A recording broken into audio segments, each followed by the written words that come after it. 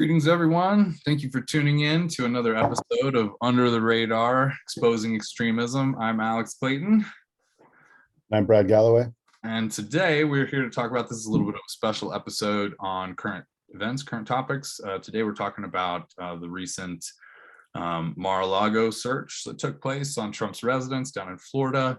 We'll talk a little bit about the search itself and kind of what happened, but really we're going to talk about what this means for the broader right-wing movement, kind of Trumpism in America and in Canada as well, right? So let's talk about most people who have a pulse have been checking the news and know a little bit about the story, but here's what we know, right? The confidential files were taken from the White House down to Mar-a-Lago. Some of those files were indeed returned, but not all of them. And so the Justice Department secured a warrant to search Mar-a-Lago based on information, insider information, from what I understand, to get those remaining documents. And to clarify a couple of things, right? So they did the raid and got the warrant based on the Espionage Act, but they're not specifically like looking for it because they think he was like trying to give it to Russia or something.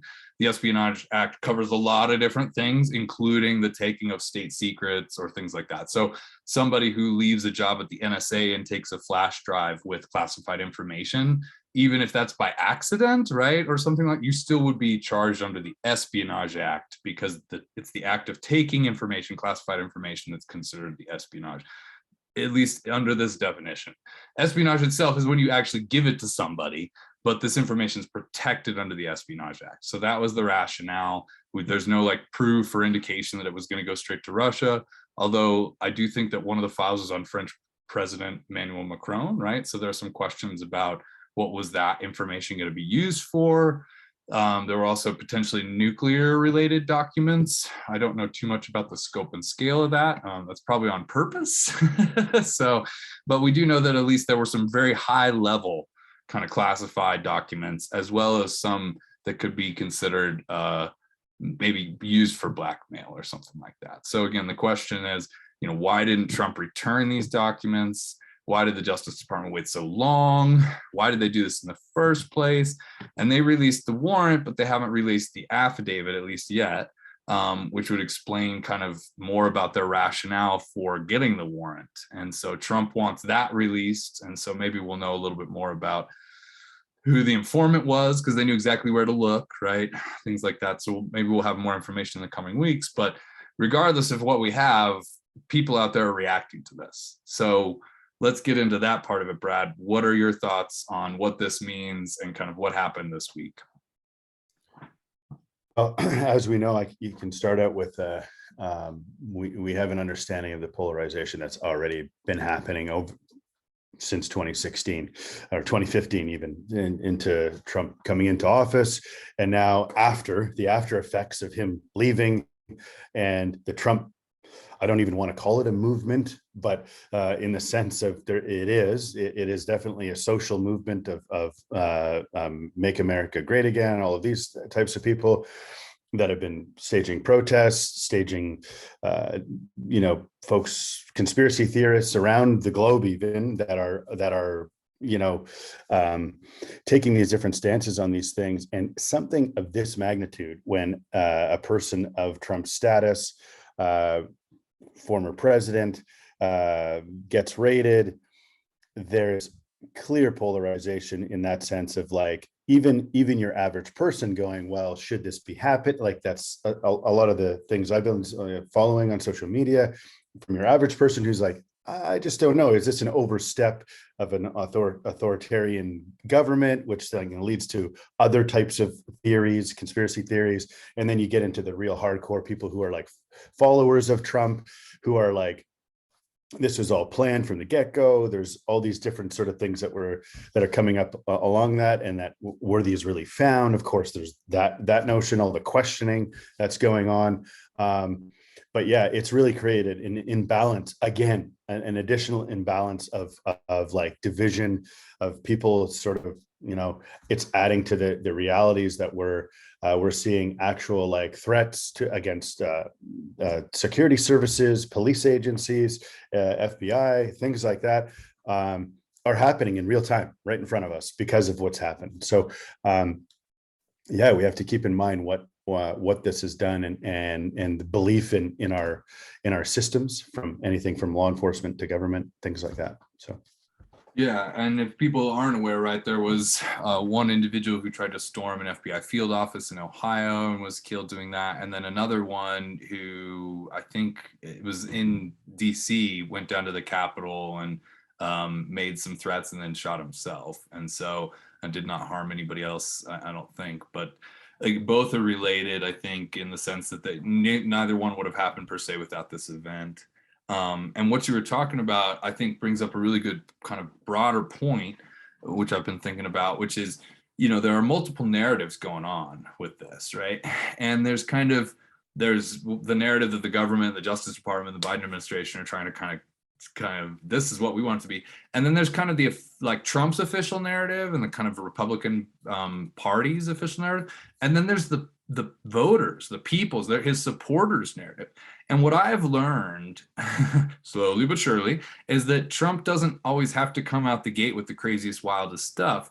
What he can do is he can open up the kind of possibility of these things, and they'll rush right in. They'll take it to the umpteenth. So all he has to do is say, well, was this planted? And now everybody says, oh, yeah, of course it was planted. There's been a conspiracy against you for years. And so it's really ironic to me because he doesn't even have to construct the crazy conspiracy theory narrative. He just doesn't have to quash it and allow those people the space, and they'll jump in. So that's what took off this week. You had this event. And again, this is the first time a former president has been, served a warrant and had their house searched. So this is another prestigious first for Trump.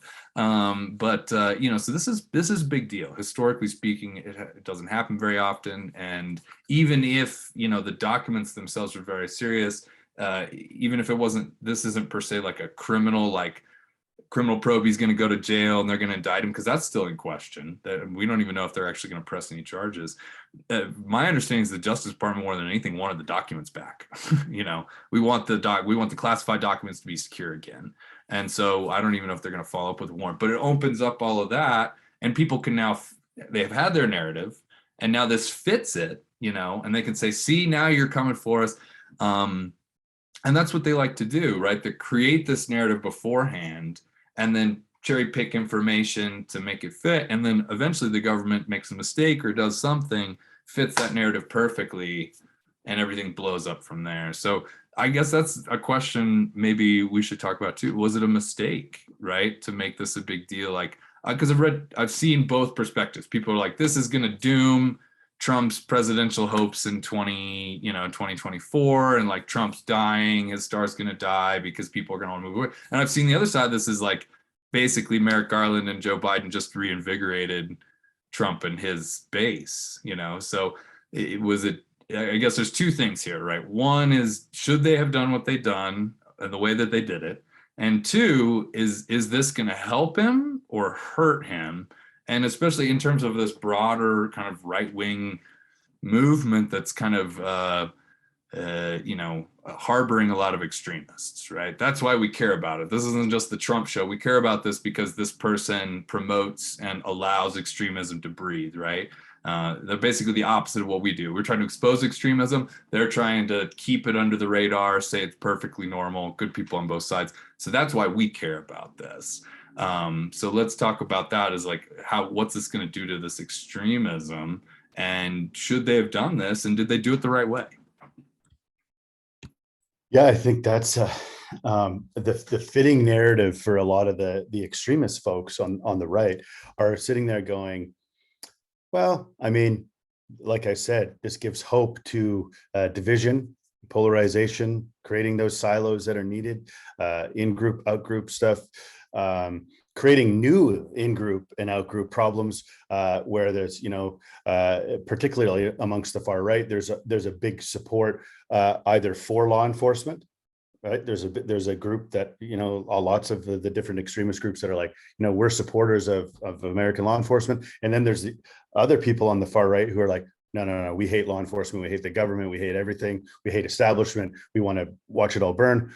So you've got that stuff that's going on. So you've got them adding fuel on the fire. And then you've got the realities of actual actions, actual behaviors by the by the government and the FBI, and going and doing these searches in a public manner, which did we really have to do?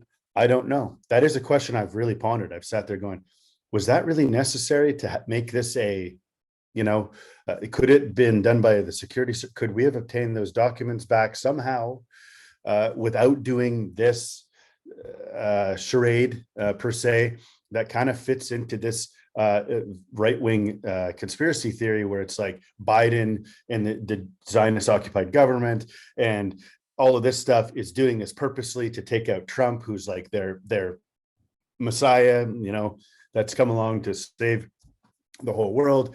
And it really does. And I mean, I know that's going to the deep end of the conspiracy theory stuff, but it really is that's a lot of what the narratives are. Like, it was this created by the Biden administration to show their power, put fear into the American conservative right. Of course, that's something that's come up, and that's what I'm seeing a lot of talk on across social media about these things in this way, and about what should be done. And a lot of hate towards FBI, of course, a lot of hate towards Biden and Harris, of course, and then much other rhetoric is going on in consideration of like international governments and the routines of how this goes, and how America has now overstepped what's within the legal bounds of what they should be doing to a former leader. So, yeah.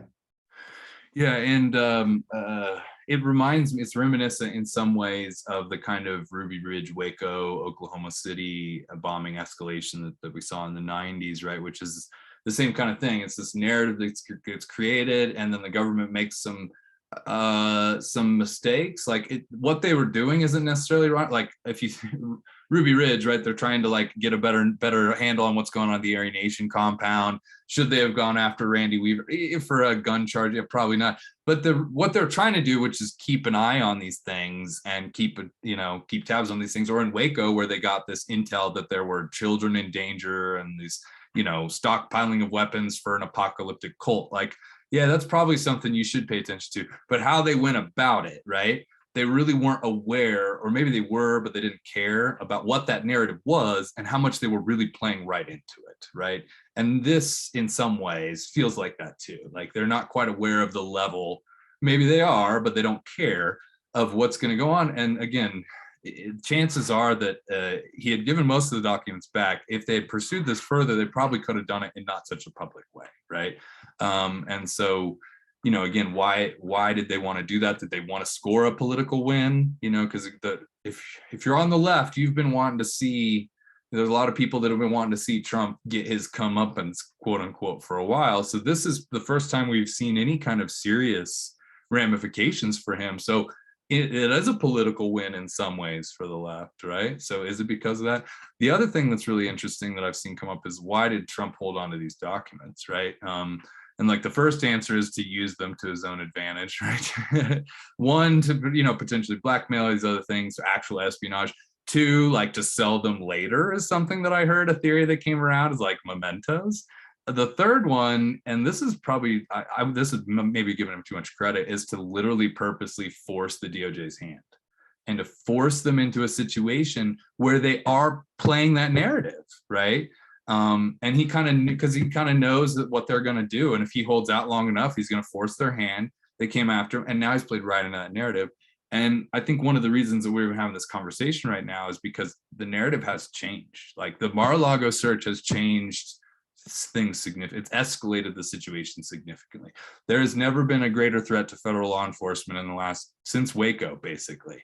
It's never been so high, even up to the Capitol. I mean, it feels like we're leading to another moment like that, stoking the fires, moving these things, moving the needle, pushing people along. And it's kind of opened things up, because again, now here comes, it's enough for the media. It's one thing for the media to attack Trump and things like that.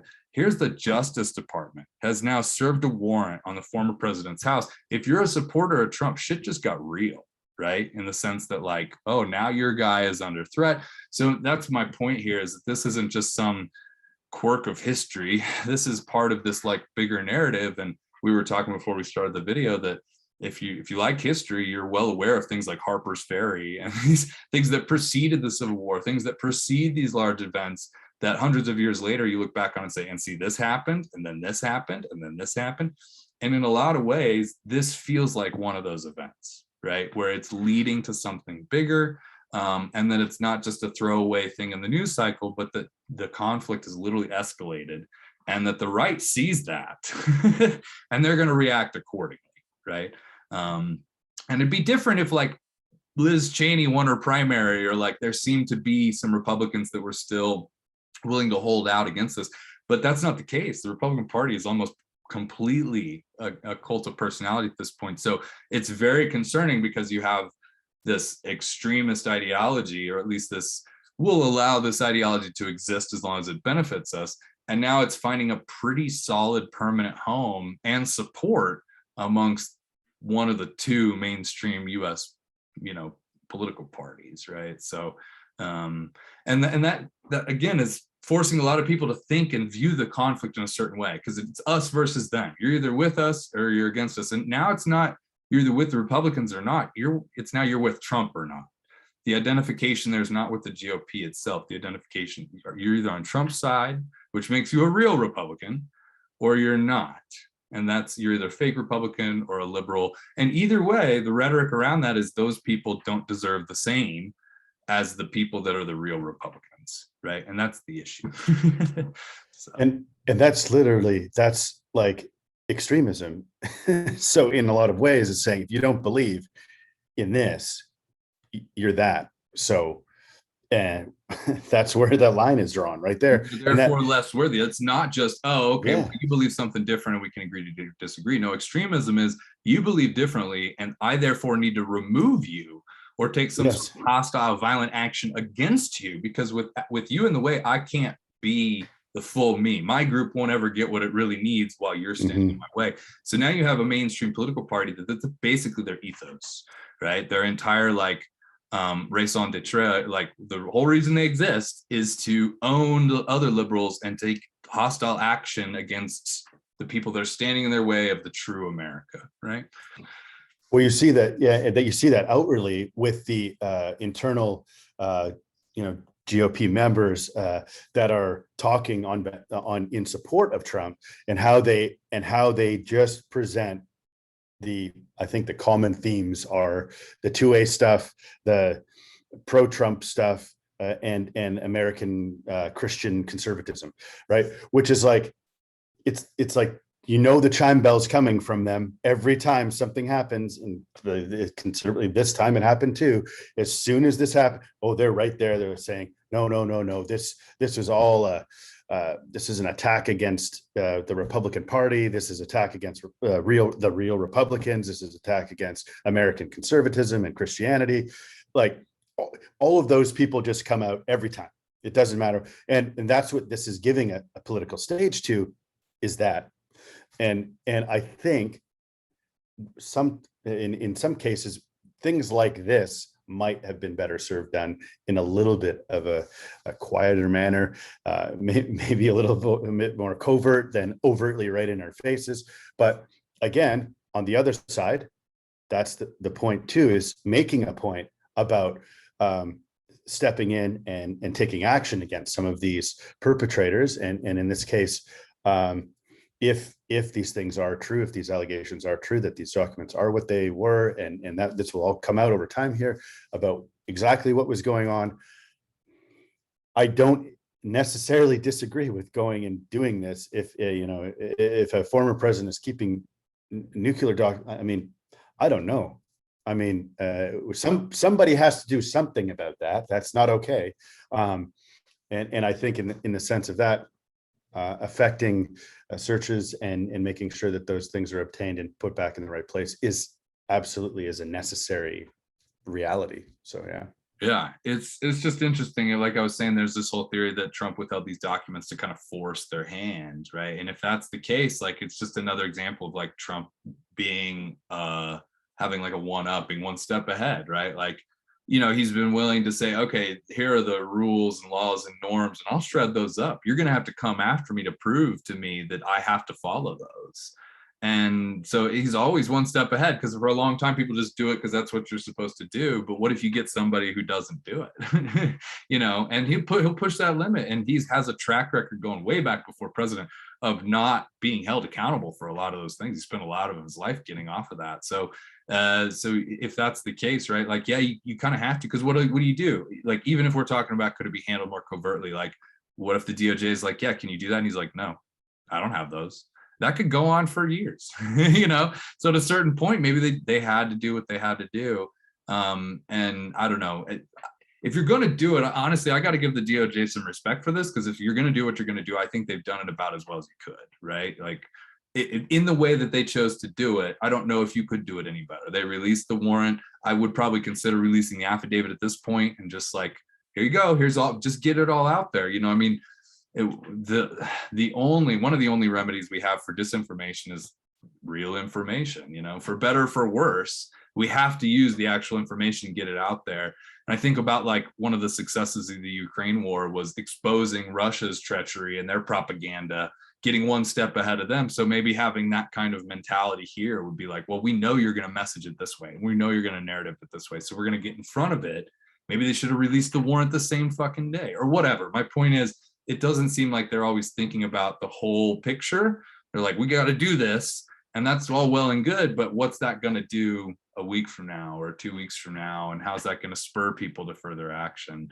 And they're not always thinking like that, whereas Trump is. He even sent Merrick Garland that text or whatever, tried to communicate him, the country's on fire. What can I do to cool it down? I mean, that clearly shows somebody who has their finger on the pulse, because, yeah, like, once this happened, there were people in conservative circles that were like, it's time. Are you ready for this? Are you ready to take up arms? Those are the types of guys that went and shot up that field office in Cleveland or whatever. So they're out there, and he knows that. And here's the DOJ and the federal government just kind of nonchalantly like, oh yeah, we got to do this. It's like, well, yeah, you may have to, but can you put it in the context of what's going on in the country right now? So, I mean, I think, we have to recognize that it's still early in this, and there's a lot more sort of info that's going to come along. But like, we've even seen folks like Mike Pence, was telling the GOP, hey, it's like, let's roll her back a bit here, because we're not at a spot where, this can get pretty dodgy. So where are we at if it hasn't already gone that way? We've got, like you said, that FBI office thing, but then, like, in Pennsylvania, there was something else that was going on as well. And we're like, looking at an already fragmented nation when it comes to law enforcement.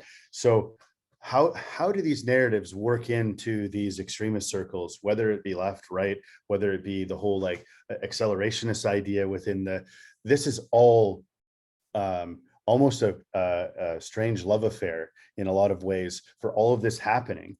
You get these extreme, and this is where they flourish. This is a candy land for them, in the sense of, well, the more things that are happening that are bad, this is for them. This is fuel to the fires. They're going, yeah, look at, like, FBI offices. Look at this. They're taking documents. Great. Like, mass shootings, all of the different things that we talk about in over the course of our episodes too. It's like, all of this is that fuel, right? And it doesn't matter which things they are, whether it's mass violence or documents being found or division between parties. All of this stuff is playing into it. So we have to look at it as, what's the combined response? What do we do? What do we do about this? And how do we come at this in such a way that it's safest for Americans, right? So. Yeah, that's a good point. That's what I mean. It feels like one side has at least an organized response, in some way, shape, or form. I don't like it. I don't necessarily like where it's coming from, but the other side is very haphazard and very reactionary, and in the current situation, right? That's not a good approach. That's like knowing that you're going to be driving into a snowstorm and knowing that your windshield wipers are broken and still driving into the snowstorm nonetheless, right? It's like, well, take a moment, stop, fix your windshield wipers, get what you need to get taken care of, get on top of it, and then go and deal with this big issue, and take it head on. But don't go in unprepared. And it definitely feels like a lot of these things are afterthoughts. And again, for certain people, like you said, it doesn't matter what happens. any press is good press. Any event, anything that shakes the kind of normal feelings that people have, they want that. In a lot of ways, Trump is their hero because of that, because you couldn't really live a day in America with Trump as president and feel normal, right? And that division, that disruption is what fuels their fire. That's what gets more people in their doors. That's what gets more money in their pockets. That's what gets them more opportunities. When things are business as usual, extremists don't have opportunities to operate. It's when things get funky, right, that people start to go, whoa, what's going on? And they start to reach out, look for explanations. And that's right when those extremists are, oh, here's your explanation, right? It's a setup and the FBI is evil, you know, blah, blah, blah. They've got all the answers ready for you, but you have to have a reason to go looking for them. And when you have this destabilization of kind of business, politics, whatever, as usual, they jump on that because that's a perfect opportunity. That's what's going to bring in new customers, so to speak, you know. And if you're the government and you don't take great care to acknowledge and understand that dynamic, you're going to have another Oklahoma City, because that's exactly what McVeigh did. He said, you attacked us first. You came at us first. This is our retaliation for all the stuff that you did against us. And I can guarantee you there are people just like Timothy McVeigh having those exact conversations in America right now about what just happened. So, you know, lessons learned kind of thing, which is you gotta lead the messaging better. And they didn't do that. They tried to treat this as just business as usual. And I get that, but it's not. And if you really want it to be that way, you have to frame it like that, you know. So I think that's an interesting point when you say the business as usual thing, right? Because anything that surrounds Donald Trump, right, is not business as usual. Nope. Even when he goes golfing, it's not business as usual. There's somebody saying, look, he's golfing again. Remember during his presidency? Right, every time, yeah. There he is. Like for me, I'm like, I don't care. I want to see less pictures of this, and I want to see less news, because it's not news to me. But it actually is news, though, right? In the sense that gets thrown in the face of people who are like, he should just be doing business as usual politics. He should just be going to meetings. He should just be, I don't know, meeting with other international leaders, you know, keeping up relationships. That's what presidents do publicly. But a lot of the time he was just like, yeah, I'm going to do whatever. And that is actually a call out to be like, I can do whatever I want to do. And here I am. And I'm the president. Nobody can really tell. And actually, nobody can tell him not to. So that's kind of the narrative. And that's now too. That is what the narrative is. They should never be able to take stuff from him. They should never be able. Well, I mean, right.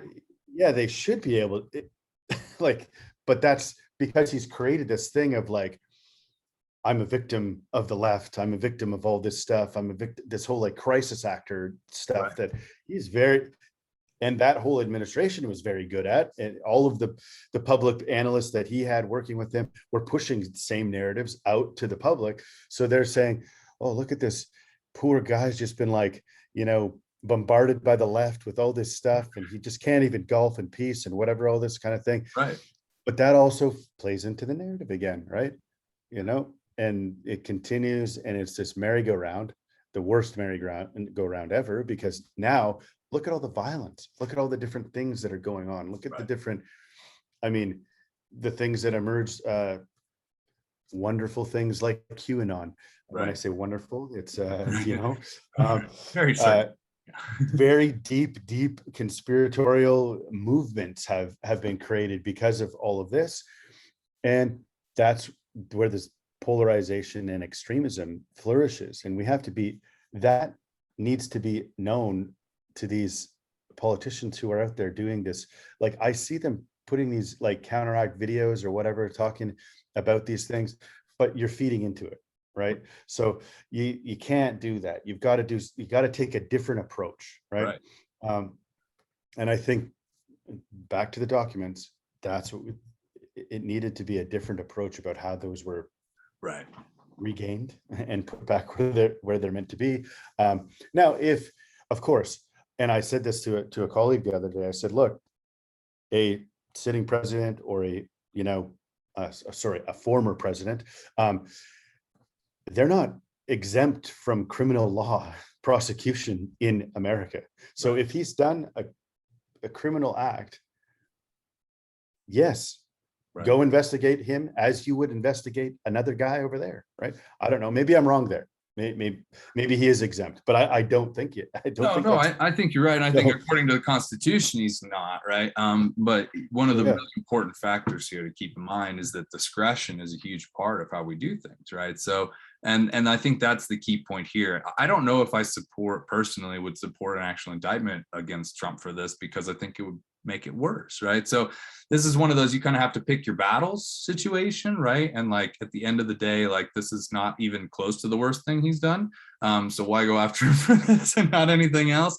But I do think it, and is, this is one of those big picture bird's eye view kind of things, is like, if not going after him saves you from civil war, then maybe that's a viable option, right? Maybe the principle of going after, and then my point here is that like in any society, I mean, even here we have, the president can grant clemency. There are still ways to get out of like convicted, you have been convicted of a crime. Well, the executive can grant you clemency and let you out. So even within the system we've created, we have lots of ways to say, oh yeah, that's not going to work in this situation, right? And we have a way to do this differently. And I think you're exactly right that they treated this as like something else, and they should have treated it as, as like, just like everything, that came before. It's like, no, this is very different. And even though you're serving a warrant like you've done 1,000 times before, you have to approach it differently. You have to message it differently, and et cetera. And moving forward, they're going to have to be real careful, or else, like I said, we're going to be facing another Oklahoma City bombing situation, because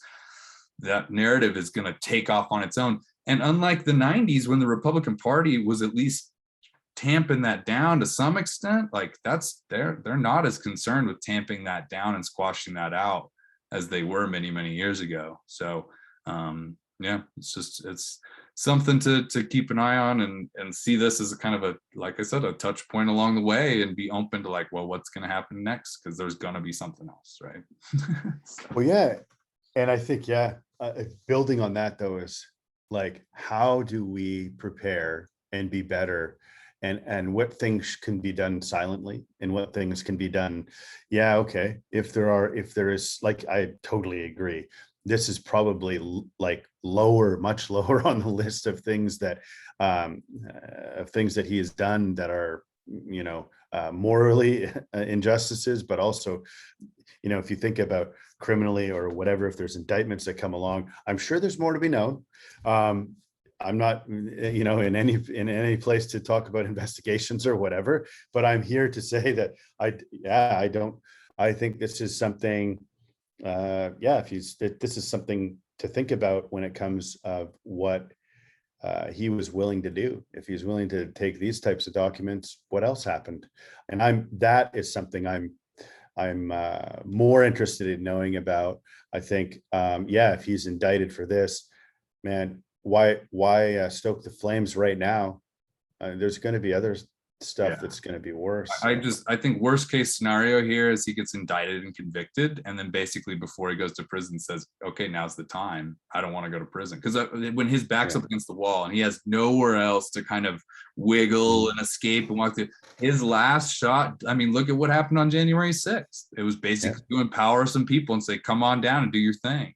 And so for me, that's the worst case scenario, is getting to this point where they just go straight forward with all of this stuff. They don't think about it, and he gets convicted. He's going to go to prison, and then he goes, now, right? Because that's really all he has to say, and thousands of people would take it seriously. That's the thing, though. If we look back, and now I know it's hard to get past because we think about January 6th, right, but I think about Charlottesville. Right. Okay, so he comes in to office 2016, Charlottesville happens. Okay, that's the first invigorating point for the right, saying, look, he gets in office, it's finally arrived where they're allowed, where they're being, not, and then we had the Michigan state legislature thing where they were just allowed to go in. Yeah. I still talk about those points of like, if that was a group of